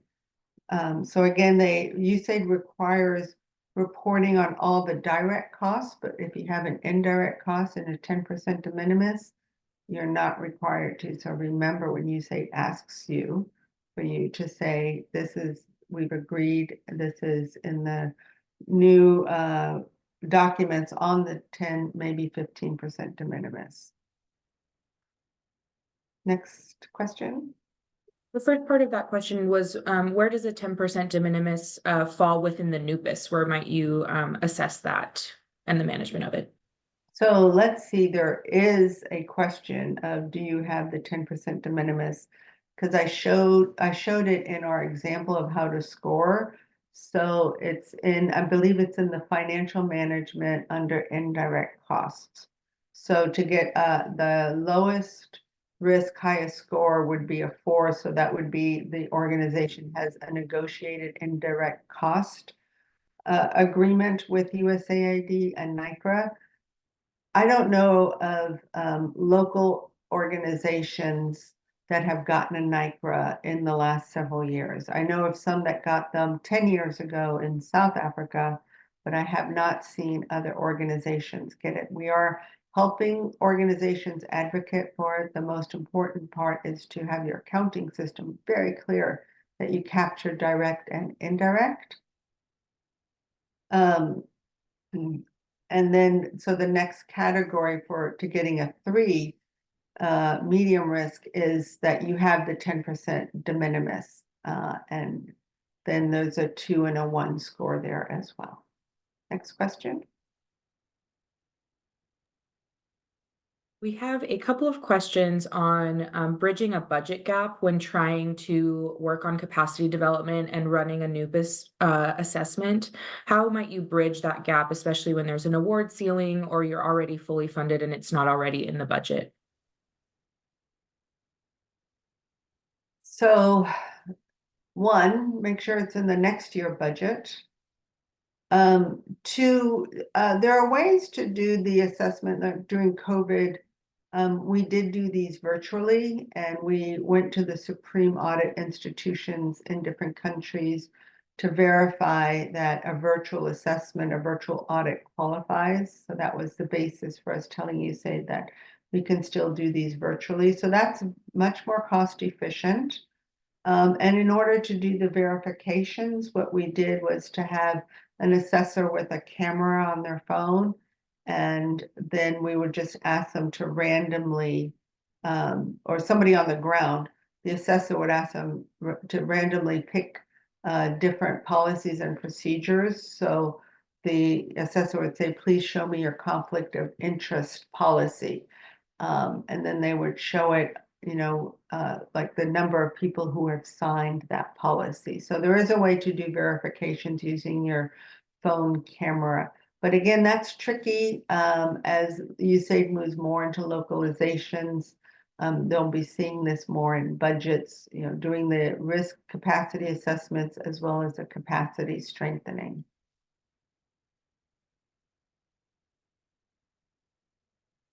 Next, are there any more questions? We have the 2 questions that we were going to think about and follow up on. Would you like to elaborate now, or would you prefer to follow up via email?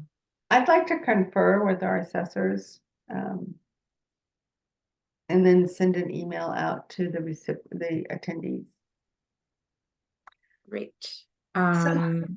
Sorry, there was one question that just came in. It says, what is the turnaround time for feedback after an assessment? How long between the assessment and perhaps a report or feedback? Normally we say 1 week. Sometimes I know assessors have multiple priorities going on. But we advocate to start and complete the assessment. Do not let it linger on for months. That doesn't serve anybody any purpose to have it linger longer, but rather to close it and then to capture things in the next reassessment. So I know that isn't always true. I think sometimes with the feedback and ground truthing, we may need to go verify some documents, and that may add to it. Generally, we found that local organizations agree with our scores because we've done it together with them and we've shown them where the score is verified in their documents. So generally, that's not an issue. If you find it is taking longer than that, you need to reflect on the priorities and what purpose does it serve to take so long to finish a report.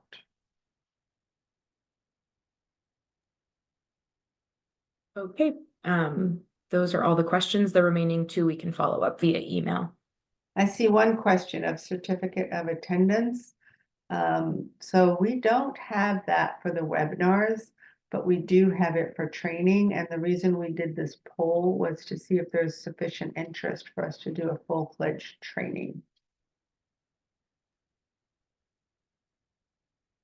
As you can see, we touched upon, we introduced, we showed high-level trends and patterns and changes to the NUPAS Plus. Well, yes, I want to thank everybody for attending. I want to thank Gultene and Dominique for presenting and for Melissa for hosting. I want to appreciate Nicholas and Bashir for doing the data analysis and presenting the slides. Great team effort. And we look forward to working with you more on the NUPAS Plus 2.0. Thank you so much, everybody.